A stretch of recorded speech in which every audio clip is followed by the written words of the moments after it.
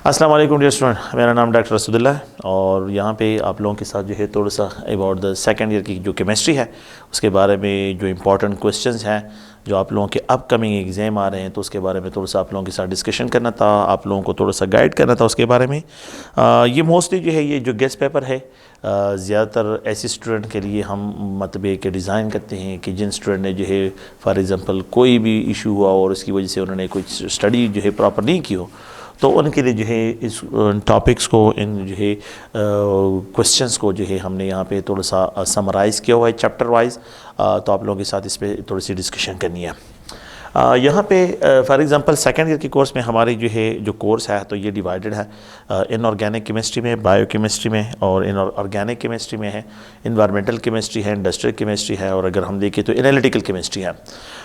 तो स्टार्ट मैंने यहाँ पे लिया है चैप्टर 13 से ही लिया है कि जो हमारा इनऑर्गेनिक केमिस्ट्री का कोर्स है इसमें अगर आप लोग देखें तो यहाँ पे जो चैप्टर 13 है बहुत इंपॉर्टेंट चैप्टर है। इसमें भी जो है थोड़ा सा है मतलब पजलिंग है जिसमें बहुत ज़्यादा स्टूडेंट जो है ज़्यादातर टॉपिक में पजल होते हैं, लेकिन ये है कि ये भी एक इम्पॉर्टेंट चैप्टर है और इसमें जो आप लोगों ने थोड़ा सा जिन टॉपिक को ज़्यादातर फोकस करना है, फोकस के साथ इन टॉपिक को थोड़ा सा पढ़ें। तो इसमें अगर हम देखें तो physical and chemical properties of period third elements जो है यहाँ पे तो physical and chemical properties of period third elements, इनको आप लोग थोड़ा सा जो है प्रॉपर्ली रीड करें। इनमें फ़िज़िकल प्रॉपर्टीज़ में क्या ट्रेंड्स हैं, इलेक्ट्रिकल कंडक्टिविटी है, अगर आप लोग देखें तो यहाँ पे एटॉमिक साइज़ में है, इलेक्ट्रोनेगेटिविटी है, ionisation potential with respect to ionisation potential अगर आप लोग देखें कि क्यों जो है मैग्नीशियम की जो है आयोनाइजेशन पोटेंशियल एल्यूमिनियम से ज़्यादा है या फास्फोरस की सल्फ़र से ज़्यादा है। इस तरह के क्वेश्चन जो है अगर आप लोग देखें तो इसमें आप लोग थोड़ा सा फोकस रखें और ये शॉर्ट क्वेश्चन के लिए भी जो है आप लोगों ने इस पर ध्यान में रखना है। इसी तरह फिर आप लोग जो है इनकी जो केमिकल प्रॉपर्टीज़ हैं तो केमिकल प्रॉपर्टीज़ में जो पीरियड थर्ड एलिमेंट्स हैं तो इनकी जो रिएक्टिविटी है विद वाटर, इनकी जो रिएक्टिविटी है विद ऑक्सीजन, इनकी जो रिएक्टिविटी विद हैलोजन, तो उस पर जो है अगर आप लोग थोड़ा सा वो ट्रेंड देखें तो वो ट्रेंड बहुत इंपॉर्टेंट होता है कि कौन सा एलिमेंट जो है मोर रिएक्टिव है टूवर्ड्स वाटर, कौन सा एलिमेंट लीस्ट रिएक्टिव है। तो ये ट्रेंड जो है आप लोगों ने प्लीज़ हमें रखने हैं। अच्छा, फिर इसके बाद इनके जो कंपाउंड्स होते हैं तो उन कंपाउंड्स में भी जो उनके जो प्रॉपर्टीज़ होते हैं उनमें भी जो है बेसिक मतलब कौन से बेसिक होते हैं, कौन से एसिडिक है और कौन से जो है एम्फोटेरिक टाइप ऑक्साइड्स होते हैं, तो उसमें भी आप लोग जो है इन ट्रेंड्स को डिस्क्राइब कर सकते हैं। इसके अलावा जो है जब आप लोग जो है इस पीरियड थर्ड एलिमेंट से निकल जाते हैं तो इसमें जो है अगर आप देखिए ग्रुप वाइज केमिस्ट्री है तो ग्रुप फर्स्ट ए एलिमेंट की केमिस्ट्री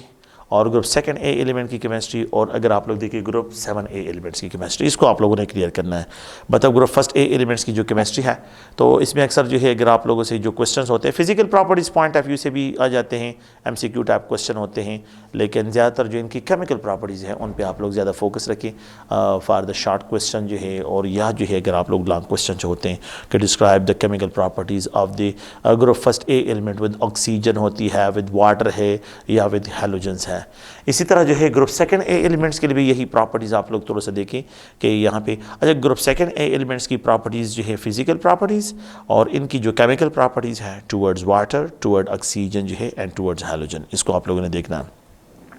साथ में अगर आप लोग और सीखें तो यहाँ पे एक और टॉपिक है जिसको पिकुलर बिहेवियर ऑफ बेरिलियम कहते हैं, एब नॉर्मल बिहेवियर जो यहाँ पे बेरिलियम के हैं उस पर भी आप लोग थोड़ा सा देखें कि वो पिकुलर बिहेवियर जो है क्या कौन कौन सी बिहेवियर जो है वो शो कर रहा है, मतलब different behaviours from the rest of the elements जो है उनके जो ऑक्साइड्स होते हैं, नाइट्राइड्स होते हैं, हेलाइड्स होते हैं, तो उनमें क्या क्या जो है मतलब ये कि डिसिमिलरिटीज़ हैं दूसरे ग्रुप के साथ, अपने ही ग्रुप के एलिमेंट के साथ, तो उस पर भी थोड़ा सा आप लोग फोकस करें। द नेक्स्ट जो है अगर आप लोग ग्रुप 7 ए एलिमेंट्स हैं तो ये ग्रुप 7 ए एलिमेंट्स को अगर हम देखें तो ग्रुप 7 ए एलिमेंट जो हैलोजेंस हैं इसमें कोशिश करें कि बॉन्ड इंताल्फी पे थोड़ा सा focus, why electron affinity of fluorine जो है कि नॉर्मेलिटी है कि फ्लोरीन की जो इलेक्ट्रॉन एफिनिटी है ये क्यों जो है कम है और ब्रोमीन और क्लोरीन की ज़्यादा है, ये जो एक शॉर्ट क्वेश्चन आप लोग जहन में रखें। और इसके अलावा जो है ऑक्सीडाइजिंग पावर ऑफ हैलोजन और रिड्यूसिंग पावर ऑफ हैलोजन जो है तो ये भी आप लोग प्लीज़ इनको जहन में रखें। तो यहाँ पे जो है ये ग्रुप 7 ए एलिमेंट्स की केमिस्ट्री पे हम आते हैं। इसके अलावा जो है फिर जब आप लोग सेकंड चैप्टर में आ जाते हैं मतलब चैप्टर 14 है और जो हमारे कोर्स का जो है यहाँ पे सेकंड ईयर का सेकंड चैप्टर है that is a transition metal है। तो ट्रांजिशन मेटल की जो जनरल प्रॉपर्टीज़ हैं इस पर आप लोग थोड़ा सा कोशिश करें कि जनरल प्रॉपर्टीज़ में जो है कि ट्रांजिशन मेटल की जनरल प्रॉपर्टीज़ क्या होती है, विद स्पेसिफिकली जो है आप ऑक्सीडेशन स्टेट की तरफ जाएँ कि why transition metal show variable oxidation state, इनमें जो कलर्स ऑफ द कम्प्लेक्सेस के जो कलर्स होते हैं उन पर थोड़ा सा फोकस कर लें कि कलर्स ऑफ द कम्प्लेक्सेस जो है, मैग्नेटिज्म पे जो है क्या क्या इफेक्ट है। अगर आप लोग देखें डी ऑर्बिटल में इलेक्ट्रॉन चेंज होते हैं तो अनपेयर इलेक्ट्रॉन चेंज होते हैं तो किस तरह मैग्नेटिज्म चेंज होती है। ये जो है अगर बाइंडिंग एनर्जी है तो इन पे थोड़ा सा आप लोग फोकस कर लें।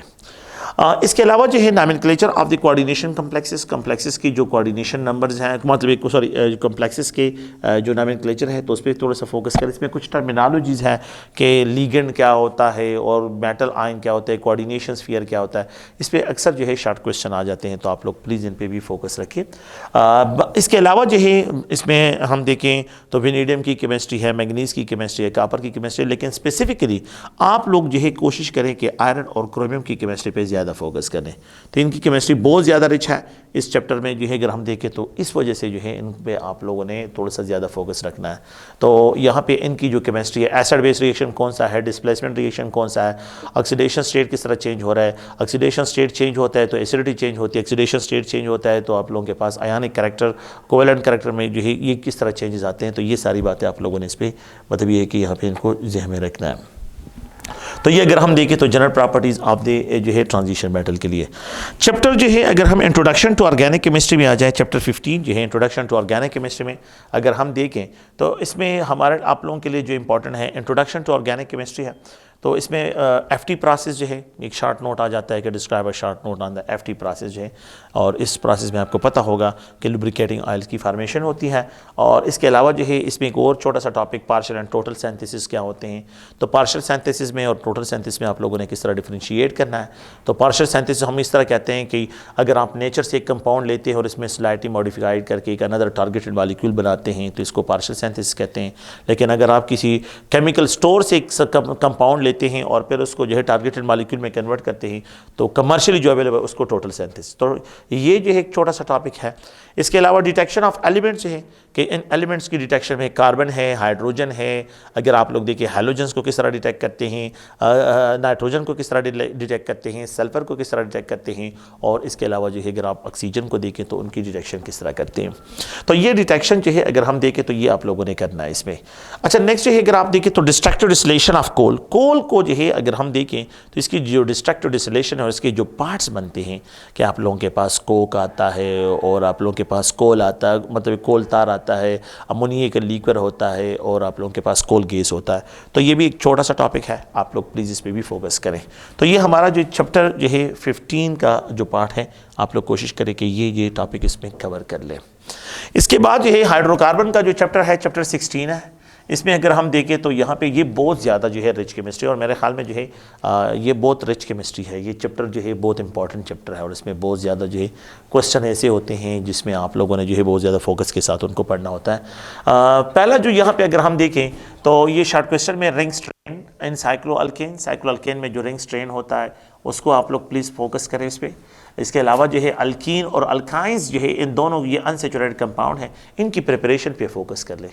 कि इनकी जो प्रिपरेशन होती है तो वो आप लोग थोड़ा सा देखें। और स्पेसिफिक रिएक्शन जो है, कुछ रिएक्शन जो है ऑफ अल्कीन जो है विद हाइड्रोजन एसिड्स है और विद हाइपोहाइलस एसिड है, विद वाटर है एंड विद ओजोन है। तो इनके साथ जो है स्पेसिफिकली जो है ये अल्कीन किस तरह जो है रिएक्ट करते हैं, कौन कौन से एक्सपेक्टेड प्रोडक्ट बनते हैं, उन पर आप लोग थोड़ा सा फोकस कर लें। इसके अलावा जो है अगर आप लोग और सीखें तो electrophilic substitution reaction in benzene, बिल्कुल इस टॉपिक को बिल्कुल मत छोड़ें, ये टॉपिक जो है कंप्लीट कवर करें और साथ में ओरिएंटेशन को भी कंप्लीट करें। अगर आप लोग इरेनियम आयन स्टेबिलिटी जो है कि फिनोलियम आयन की जो स्टेबिलिटी है वो आप लोगों के पास, तो orientation in benzene and stability of arenium ion पे भी फोकस कर लें। इसके अलावा जो है अगर आप लोग देखें तो एसिडिटी, अल्काइंस की जो एसिडिटी है तो ये भी एक इंपॉर्टेंट टॉपिक है, इस पर भी आप लोग फोकस रखें कि टर्मिनल अल्काइन जो होते हैं वो एसिडिक होते हैं और इंटरनल अल्काइन जो है वो एसिडिक नहीं होते, इनकी एसिडिटी नहीं होती, इसलिए आप लोग थोड़ी कोशिश करें। तो ये चैप्टर 16 से जो है जो एक्सपेक्टेड गेस जो है टॉपिक है उस पर आप लोग थोड़ा सा उनमें जो है ये पॉइंट्स हैं उनको ध्यान में रखें। तो नेक्स्ट जो चैप्टर नंबर 17 है, इसमें अगर हम देखें तो यहाँ पे आप लोगों का जो चैप्टर है अल्काइल हैलाइड से रिलेटेड है। अब अल्काइल हैलाइड्स की प्रिपरेशन, तो ये पहला पॉइंट हमारा है कि preparation how we have to prepare, और यहाँ पे जो है SN1, SN2, E2, E1 mechanism, और साथ में जो है अगर आप लोग देखिए प्रिपरेशन ऑफ ग्रिग्नार्ड रिएजेंट की प्रिपरेशन करें और साथ में इसकी जो केमिकल प्रॉपर्टीज़ है ग्रिग्नार्ड रिएजेंट। तो आप लोगों ने जो है विद रिस्पेक्ट टू जो है क्या करना है, रिडक्शन ऑफ कार्बन डाइऑक्साइड करना है using Grignard reagent. Aldehydes, ketone and asters की जो रिडक्शन है वो यूजिंग ग्रिग्नार्ड रिएजेंट। तो ये इसकी जो केमिकल प्रॉपर्टीज़ और इसकी प्रिपरेशन, इस पर आप लोगों ने फोकस करना है। अच्छा, अगर आप लोग नेक्स्ट टॉपिक में देखें तो एमाइंस है, तो एमाइंस की प्रिपरेशन एंड प्लस बेसिसिटी, ये दो टॉपिक जो है कवर करें। एमाइंस की जो प्रिपरेशन है और साथ में जो है जो बेसिसिटी ऑफ एमाइंस है, तो इस पर जो है आप लोग थोड़ा सा इसमें फोकस करें। नेक्स्ट जो है चैप्टर 18 है। चैप्टर 18 में अगर आप लोग देखें तो आप लोगों का फोकस जो है अल्कोहल की प्रिपरेशन पे, अल्कोहल को कौन कौन से प्रोसीजर के ज़रिए प्रिपेयर किया जाता है, ये आप लोगों का प्रीवियस लेक्चर जो है, प्रीवियस जो टॉपिक है उस पर कवर भी हो जाता है। और तो अल्कोहल को how we have to prepare, इसको जो है अल्कोहल की प्रिपरेशन किस तरह करते हैं। अल्कोहल की जो एसिडिटी है, तो उसकी जो एसिडिटी है उस पर आप लोगों ने थोड़ा सा फोकस करना है। और यहाँ पे अल्कोहल की ऑक्सीडेशन, तो अल्कोहल की जो ऑक्सीडेशन है और साथ में जो है प्लीज़ अगर आप लोग देखें तो इसकी जो बाकी केमिकल प्रॉपर्टीज़ है वो आप लोगों का ऑलरेडी जो है प्रिपरेशन ऑफ अल्काइल हैलाइड में कवर हो जाएंगे। तो मतलब ये है, इसलिए वो वहाँ पे यहाँ पे मैंने मेंशन नहीं किए क्योंकि वो आप लोगों के प्रिपरेशन ऑफ अल्काइल हैलाइड पे जो है बाकी जो रिएक्शंस है, हेलोजिनेशन ऑफ अल्कोहल या डिहाइड्रेशन, वो सब के सब जो है वहाँ पे, तो डिहाइड्रेशन तो आप लोगों का अल्कीन में कवर हो जाएगा, लेकिन ये जो है आप लोगों का यहाँ पे अल्काइल हैलाइड्स में जो है ये कवर हो जाएगा। तो chemical properties of alcohol, preparation of alkyl halides. अच्छा, तो अगर आप लोग देखिए इसके अलावा जो है एक अनदर टॉपिक है फिनोल की प्रिपरेशन जो है वो आप लोगों ने देखनी है, और फिनोल के जो रिएक्शंस हैं और ईथर जो है उसमें अगर आप लोग देखें तो विलियमसन सिंथेसिस ऑफ ईथर जो है कि how we have to prepare the ether by using Williamson synthesis है, तो इस प्रोसीजर के ज़रिए हम किस तरह इनकी प्रिपरेशन करते हैं। तो ये अगर आप लोग देखिए चैप्टर 18 के बारे में पॉइंट्स हैं।